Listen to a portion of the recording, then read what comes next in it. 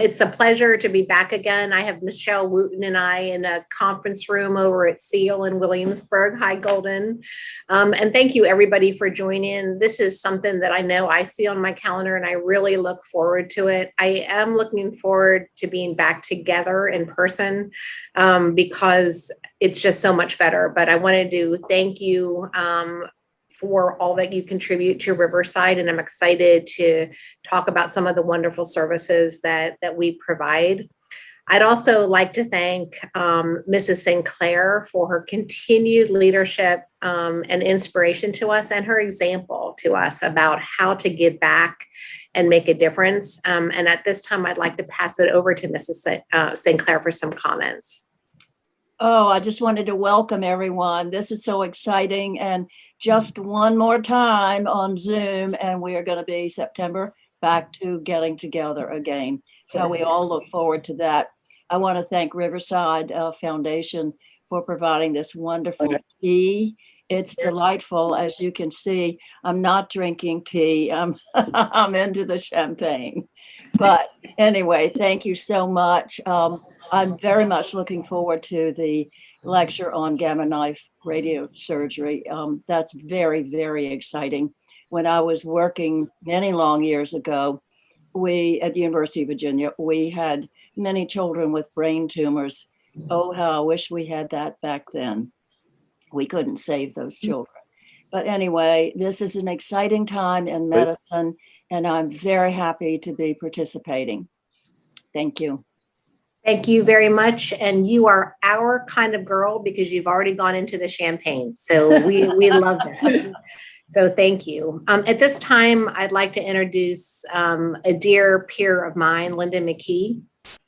Most of you have met her because of her contribution that she's made in our other meetings and the contribution she's making within our communities. She was able to present last time on the Patricia R. Sinclair Program for Cancer Genetics and Prevention.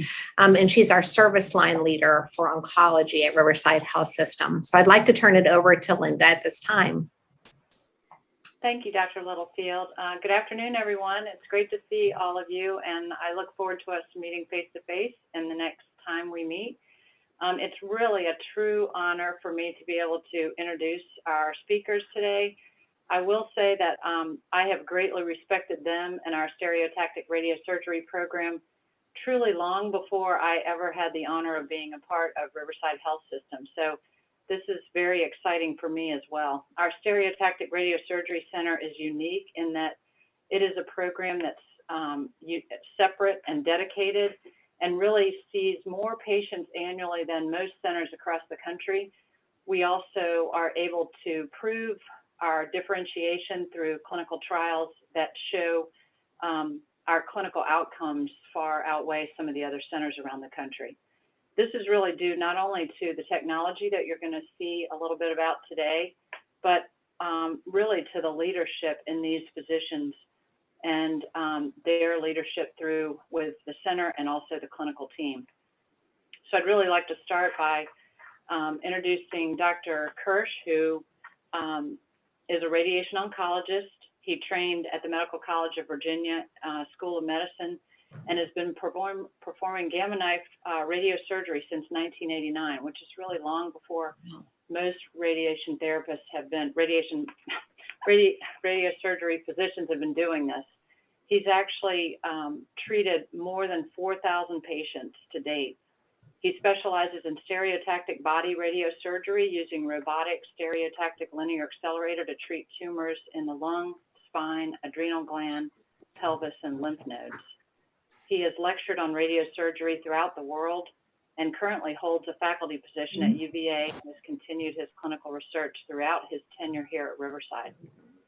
We also will hear from Dr. McAllister, who trained at University of North Carolina and also did residency training in neurosurgery at Loyola University Medical Center, Cook County Hospital in Chicago, and then went on to receive additional training in adult spinal deformities at Rush St. Luke's Presbyterian Hospital in Chicago.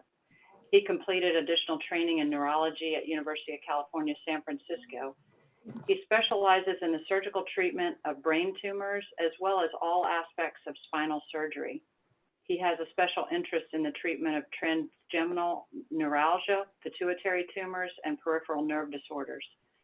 And his expertise you'll hear about in Gamma Knife Radiosurgery today.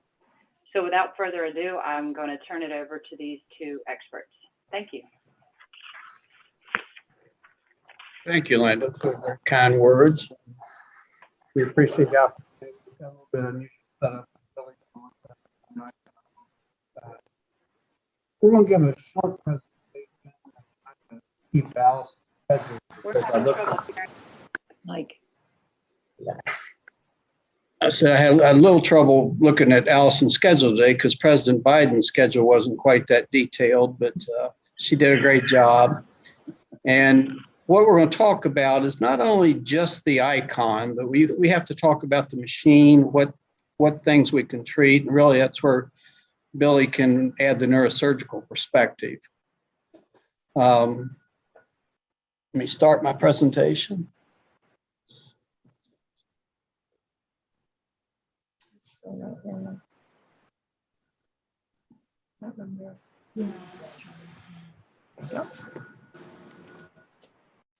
And again, I see Michelle in the crowd. So hello to my family there.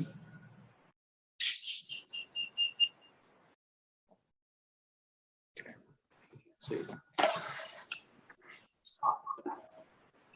Let's see. Okay.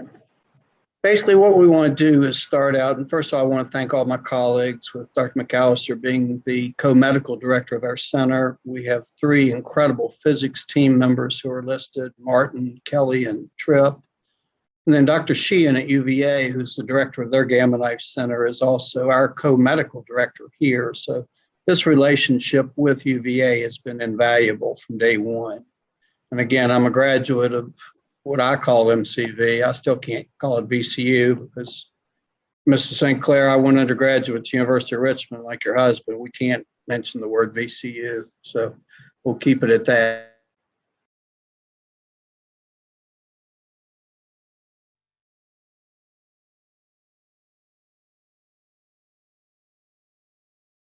Unfortunately, can't hear you. Here we go. Go back. Come on. Our objectives today are to sort of go a little bit of the history of radiosurgery because it's a fairly new, yet not totally new treatment. We're going to talk about what diseases, and this is where Dr. McAllister can add in, are appropriate for gamma knife treatment because this is a neurosurgical procedure. The machine sitting behind me is called the Gamma Knife Icon. I'm going to go over some of the things that we can do with that. And then we have some of Dr. McAllister's cases. They're actually coming up this week, so I thought I'd keep it fairly current. The history really dates back to 1951. This is the godfather of radiosurgery. Dr. LEXSELL was a Swedish neurosurgeon. And this frame that you have, Bill, you may want to comment on this. He actually designed the template for this in 1951, and you still utilize this, don't you? Yeah, it's amazing to think about that somebody came up with an imaging technique when there was no CT or MRI involved. And if you read his writings, it's fascinating. I've been fortunate enough to be able to speak in Stockholm several times and read some of his original papers. This is a picture of one of the first treatments. So the first functional gamma knife machine that became treatment was in Stockholm at the Karolinska Institute, and that's Dr. LEXSELL with Dr. Ladislaus STEINER. And Dr. STEINER is who taught me about radiosurgery. So I'm sort of the 3rd generation. Dr. STEINER was his protege, was on the staff there until 1989 when he came to UVA. And at the time, UVA got the 4th gamma knife in the world. And Dr. STEINER was in charge of that. Now, because a gamma knife has radioactive cobalt in the machine, it falls under the regulations of our Nuclear Regulatory Commission, which the same thing doesn't exist in Europe. So he wasn't quite sure why he needed a radiation doctor there and made no bones about it until I started bringing him the Washington Post every day. And I think Billy's dad was the editor of it then. And then he liked me ever since then. So he became sort of like a father figure to me in medicine. if you can't see this, but if you read this really hard, this is a paper Dr. LEXSELL gave in 1960. And his original ideas of using, and one of the first lines of the papers, it says small beams of radiation. This was called a gamma thalamotomy. He was trying to do things like Parkinson's disease, functional disease. A lot of things we do today were not in Dr. LEXSELL's original plan, but this was you read in there, his first paper he ever wrote on this was in 1951, which still amazes me. Okay. This is just a quick reminder to tell you that gamma knife radiosurgery is by far the most accurate form of radiation, regardless of what proton beam ads are on TV. If you look at the bottom of the screen, that is radiation circa 1990. Conformal radiation came into play about 1995. Intensity modulated in about 2000. Image guided we are still doing, so it's a combination now of intensity modulated and image guided. But the two most precise forms of radiation you can deliver are stereotactic radiation and gamma knife radiosurgery. And that's why I wanted to show this slide. Okay. Again, without UVA's leadership, we're not here. There are 4 machines pictured here, and there are 4 doctors alive who've worked on all 4 machines. Dr. Kanzioka is at NYU. Dr. Lunsford's at UPMC, Dr. Flickinger's at UPMC, and Dr. Kersh is sitting in this room right now. So there are 4 physicians who have worked on all 4 of these units. And it's a source of pride, but also realize it makes me old. So it's been kind of fun going through this. The icon at the bottom there, they installed a UVA in 2016. We didn't install ours until last year. So it's made a huge difference in the ability. But without UVA being a leader and a partner in this, this could have never happened in a community-based hospital. The icon we have, there are only 156 icons in the entire world. There's still only 362 gamma knives in the world. There's not a gamma knife at Duke. There's not a gamma knife at UNC. There are a lot of VCU's program has only been doing radiosurgery for 5 years. We are one of 27 programs in the world that have both the icon and the Varian Edge machine. So some of the things that Linda echoed, we are very unique, and to have this in a distinct building away from our radiation oncology center makes us very unique. But to stare at that real hard and realize that there are only 156 of these sitting behind us in the entire world. All right, real quickly, what is SRS? It stands for radiosurgery or stereotactic radiosurgery, and I'm not going to ask you to read all this because I know you can read, but basically by definition, it's 1 to 5 treatments. The biggest key is we have to have ability to reproduce radiographically and make sure the patient's in the same position each time. And that's where our technical staff is so valuable. Lee's sitting outside right now, and she leads the technical staff on this. And we have a system, and then the patient actually locks into place into the gamma knife, so we really don't have to worry about as much as we do on our other machine. But radiosurgery, by definition, can't be 6 treatments. Okay. Well, why would we think about doing it? Well, the doses are higher from a biological standpoint, meaning we're going to cure more people. And I'm going to give lung cancer as a classic example in the non-gamma knife world. A very small lung cancer, stage 1, treated with radiosurgery has a 90% cure rate. Treated with standard radiation in a cancer center, it has a 40% cure rate. So there's clearly something different from the radiobiological effect. The gamma knife itself is much easier for patients because the most they have to come is 5 times, and up until this year, it was a 1-time treatment. And it allows people to continue a lot of their systemic therapy. And we're learning in diseases like melanoma in the brain that some of the new immunotherapies are coming out are actually advantageous to use at the same time as the gamma knife. Okay. All right, I'm going to turn it now more to Dr. McAllister. We're going to, by far, the #1 indication for gamma knife therapy in the United States are the treatment of brain metastasis. And I'll let him sort of talk about his theories and because this really is a surgical disease that we've converted into a radiosurgical disease, but surgery still has a huge role. So these are traditionally what we have done. We've either operated on people. The reality is when I did my training, I'm just going to say in the 80s, I'm not going to say when, we told somebody they had 3 months to live if they had 2 brain metastases. It's a totally different world now. So,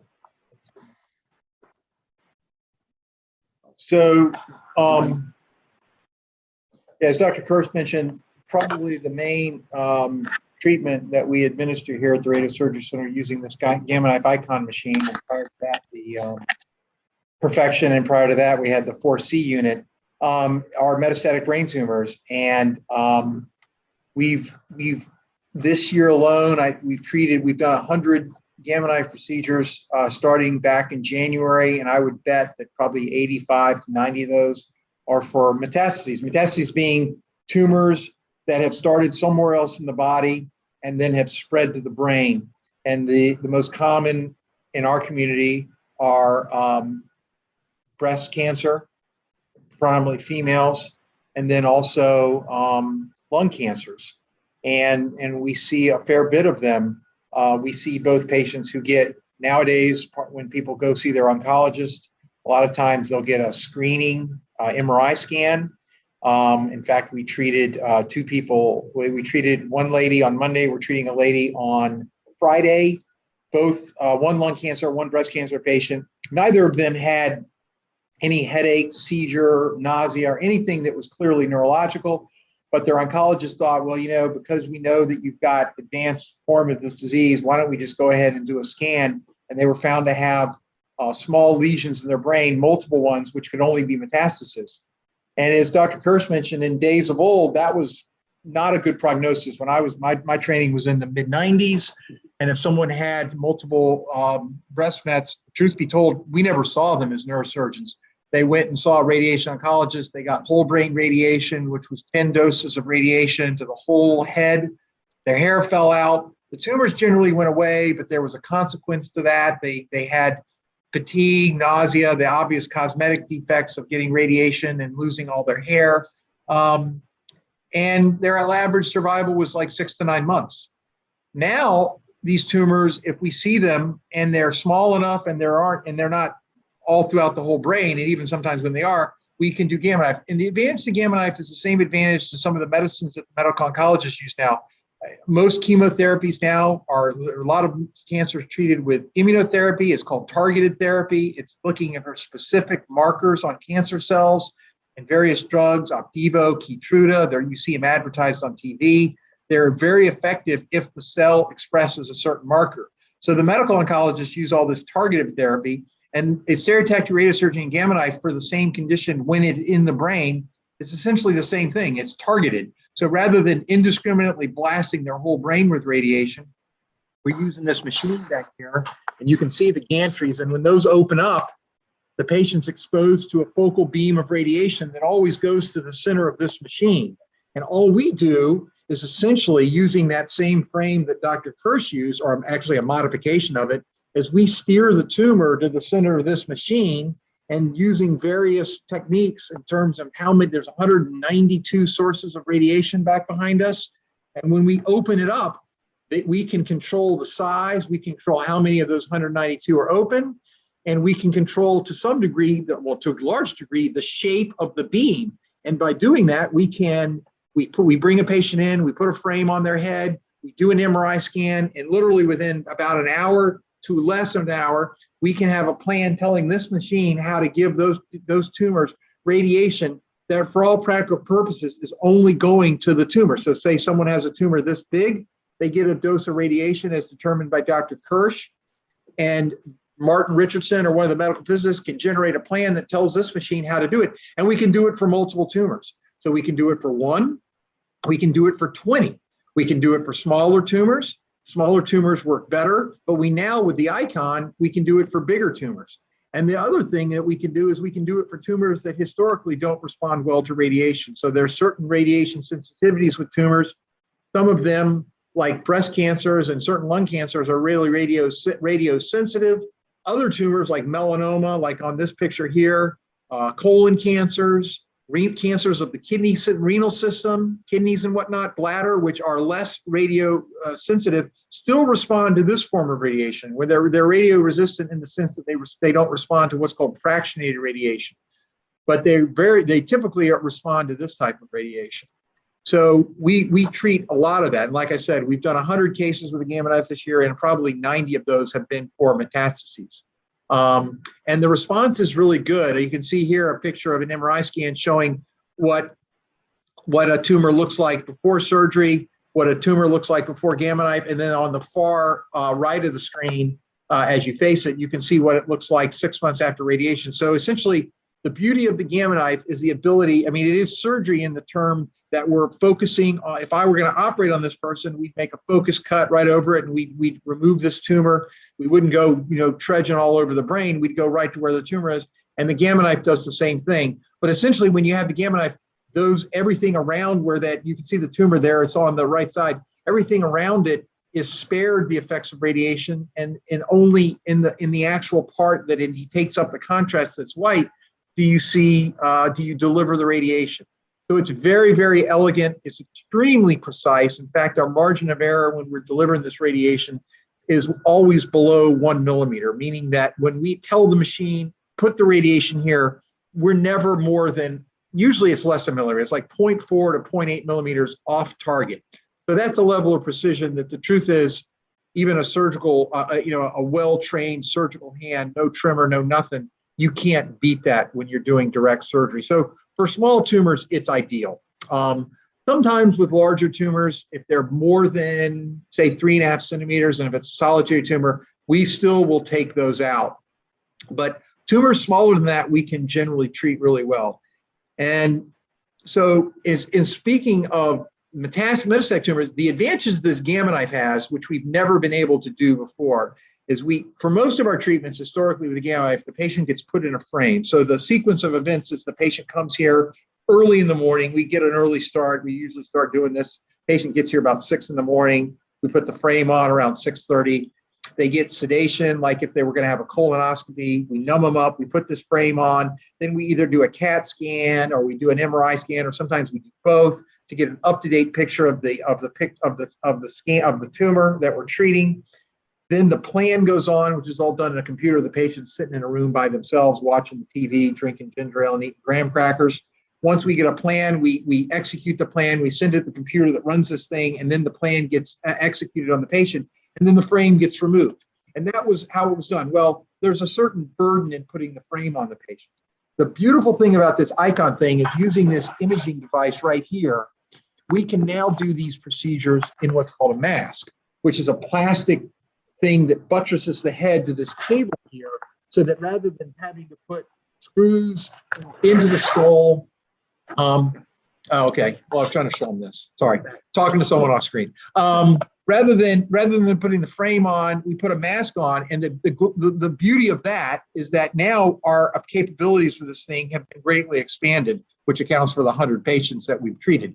One, we can treat patients with multiple tumors. We've treated one patient recently that I think had 27 individual tumors. They were tumors that in the old days, this person would have gotten whole brain radiation, but they had a type of cancer for which whole brain radiation doesn't work particularly well.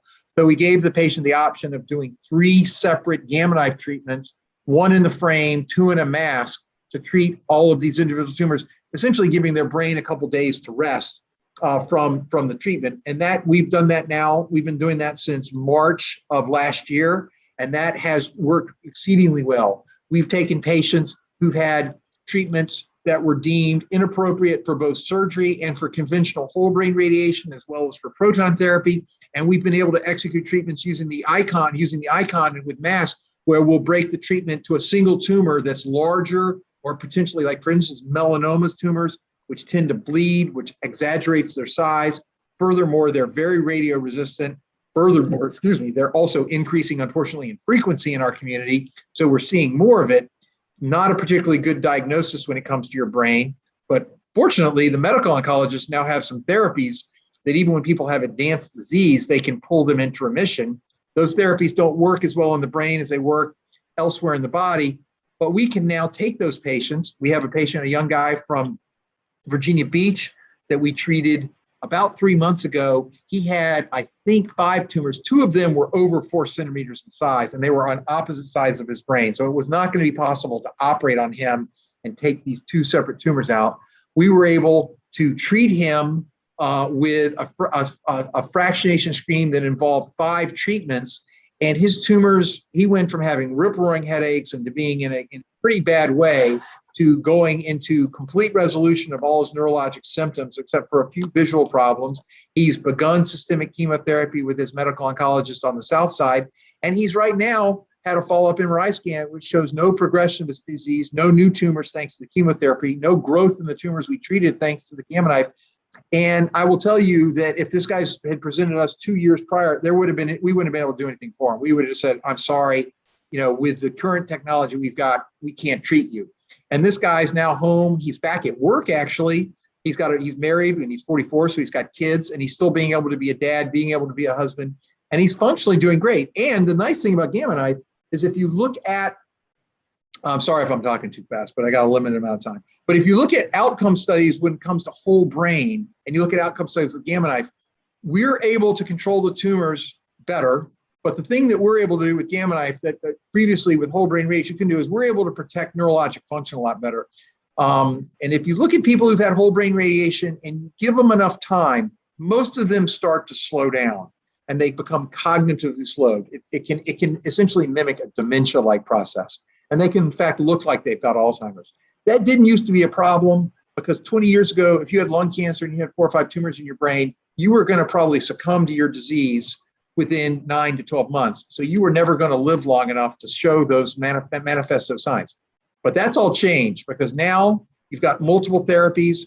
I saw a patient today with lung cancer diagnosed in 2013, still doing well, came in with a new metastasis to his brain. And so we're going to treat him with Gamma Knife because the bottom line is even though he's 8 years into his disease, 8 years into his disease, he's still chugging along, doing pretty well.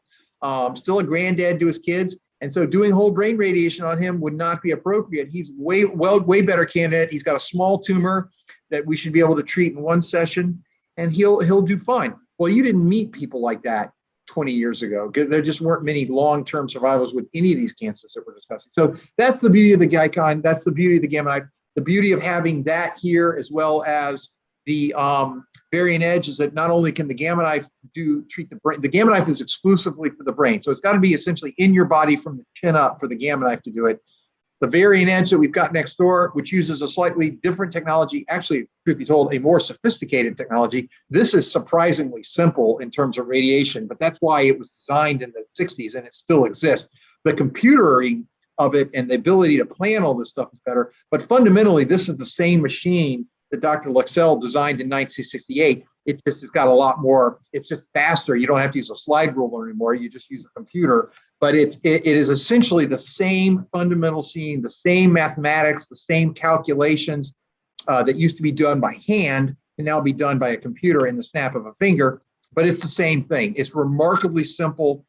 It can really not be, there's a certain physical limit to how accurate you can make it. And we've sort of reached it. But the beauty of the icon is that we've got this camera and the mask, we've got other ways of immobilizing the patient's head. As Dr. Kersh said, if you're going to do stereotactic radiation, you've got to be able to prove that the radiation is going exactly where you tell it to go. It's not an indiscriminate form of radiation where it doesn't really matter if you're a little bit off because you're just treating this generalized field. You're treating to a specific anatomic target. So not only does the radiation has to be still, which it can be, the patient has to be still. And there are certain nuances. The icon incorporates that and gives us that capability. So that's the main thing. Oh yeah, so should I talk about? Yeah, just real quickly, we do benign tumors. A lot of times people think the Gamma Knife is strictly malignant. So I'm just going to quickly run through some things that Billy sees in his clinic all the time that we also treat, not nearly as common as metastases. Meningiomas is a benign tumor of the lining of the meningeal surface. We can treat that and control that about 98% of the time. This slide, again, is just a little busy. I apologize, but you can kind of see where the big tumor is on the top left. And if you look at this slide beside it, it's gone. we quote patients usually about 95% control for meningiomas, and they're actually more common than people realize. Okay. Trigeminal neuralgia is a condition that Billy sees in his clinic, and he's actually one of the top surgeons on this because there's a lot of ways you can operate on this, but sometimes people are older or they've been through standard surgery. The Gamma Knife is still an effective treatment. We tend not to use that here up front, but one of the hospitals in Richmond at Johnston Willis, they do quite a bit of work with trigeminal neuralgia. Okay. Again, it's the highest dose of radiation we give to people, and without getting into too much nerd stuff here, but if you look at that top left where that green circle is, we just treat the nerve and treat it to a very high dose, and it's effective. The problem is the effectiveness tends to wear off over time. Go ahead and skip to. Okay. Go ahead and next one. Other benign tumors, we treat things called AVMs, which are vascular malformations. We don't do many of those, but Dr. Kostoff is trained in this, so we do some of these. We do pituitary tumors, which are totally benign, but now with the icon, we can do them much safer because your pituitary gland is real close to your optic nerve in your eyes. We also treat things like schwannomas and tumors that arise from the cranial nerves that are benign. So it's not just a cancerous machine. All right. All right, real quickly, I'm going to run through this and then we'll try to finish up on Allison's timetable. But the history of this icon, that's why I'm really sorry Faye is not here. Basically, because I came here to start the Williamsburg Radiation Therapy Center. Dr. Mark Ellis brought me down here. And I was sending so many people to Charlottesville that Mr. Downey kind of questioned why I was sending so many people to Charlottesville. So I took Bill and Faye up and we met with Dr. STEINER and Dr. Jane, who was the chairman of neurosurgery. Dr. Sheehan was actually still a resident, to date myself a little bit. We also opted to add the second unit, which UVA didn't even have at the time. We got our COPN approval and the first patient was treated in 2006. We've done about over 10,000 treatments now, because some of these patients are now getting 4 and 5 treatments. Skip this, it's the movie, and that will take up too much time. This is just to show where we get our patients from and who we need to market to, our ENT doctors, our dermatologists, neurologists. Obviously, the medical oncologists are very important, our breast surgeons, our thoracic surgeons are looking out for these all the time. So, there are a lot of marketing opportunities to our existing RMG physicians, which we've done a real good job here of bringing them into the department and marketing directly to them. Okay. Here's Billy's point. The overall accuracy of this machine, if you add the radiology, when you do an image, there's a built-in error, but the rate it is 0.3 millimeters, not 1 millimeter. 0.3 millimeters. There's absolutely nothing that comes close to that for total clinical accuracy. So we know we're treating what we're treating. We don't have to worry about it. And, a CyberKnife, some other machines are out there on the marketplace. They're 1.5 to 2 millimeters. They're nowhere near the accuracy of this machine. Okay.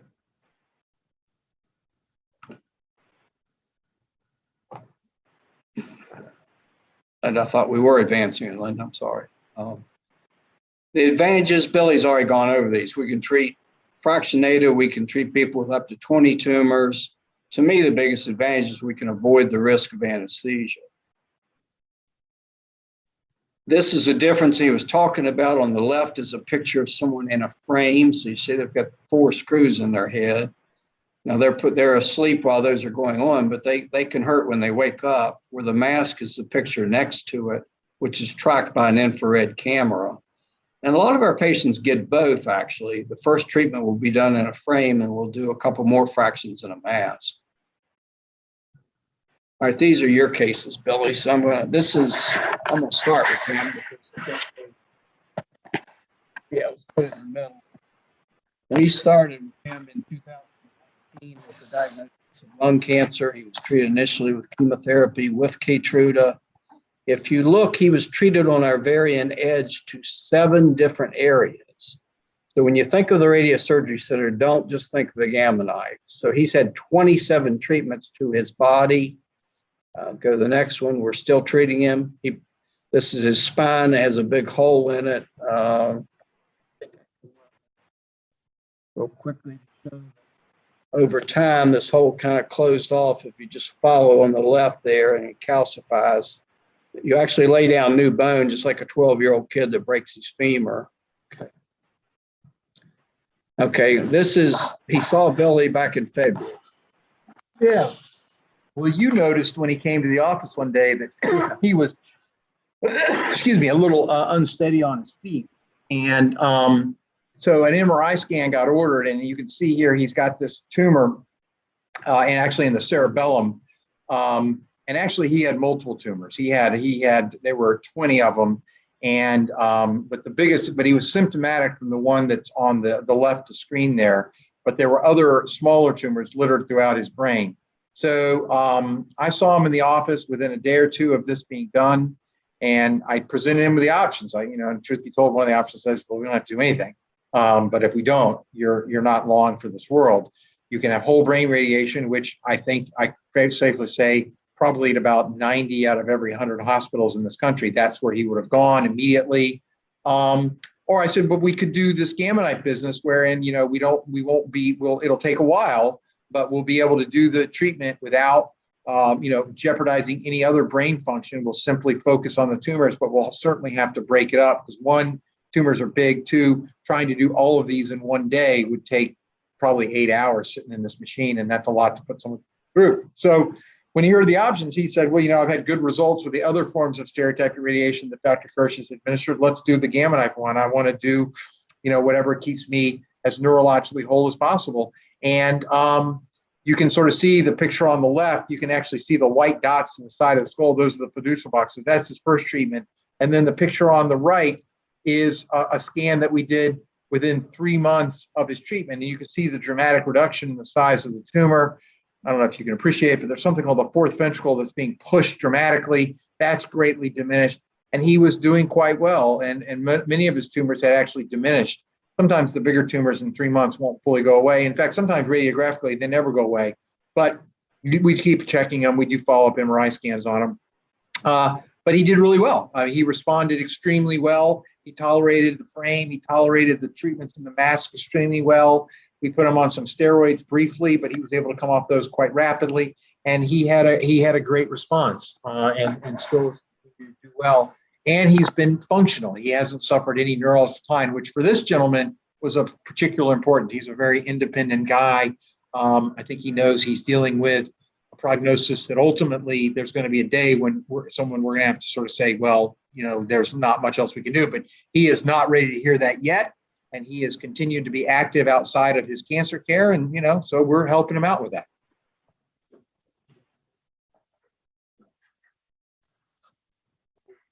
Yeah. So these are more pictures that are resolving. Okay, so this is a lady who's had previous treatments, and we're going to, she's had previous treatments, nothing else, but she's got a new small lesion that we're going to treat. Oh, yeah, there we go. So you saw the previous scan was her clean looking brain, and then she's got this one little small new lesion that's shown up right there in her cerebellum. So this is one where we discovered it simply because we were following her along because of her previous treatments, and we found this. And so actually what happened was she was scheduled to come see me in the office, and I called her and said, hey, Mrs. Blank, we got your follow-up scan. What we've treated has responded. We treated 4 lesions in her brain 3 months ago. They're gone. You can't see them, but you do have a new lesion.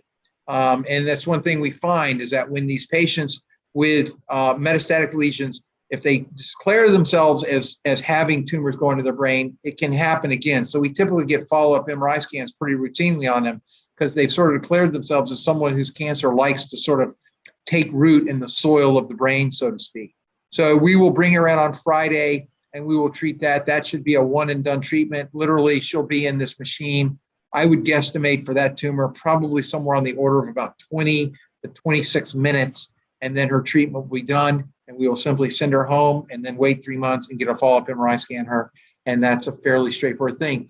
that's too small for surgery. And if we were to do whole brain on her, that's 10 treatments for that little small tumor. The relative volume of that tumor compared to the volume of her brain is a fraction. It's less than it's a 0.1%.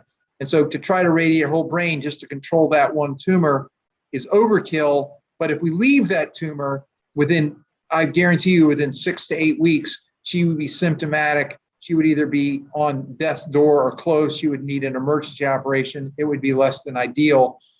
Doing the Gamma Knife, she doesn't have to stop chemotherapy or other treatments, and it'll take care of it almost with near certainty.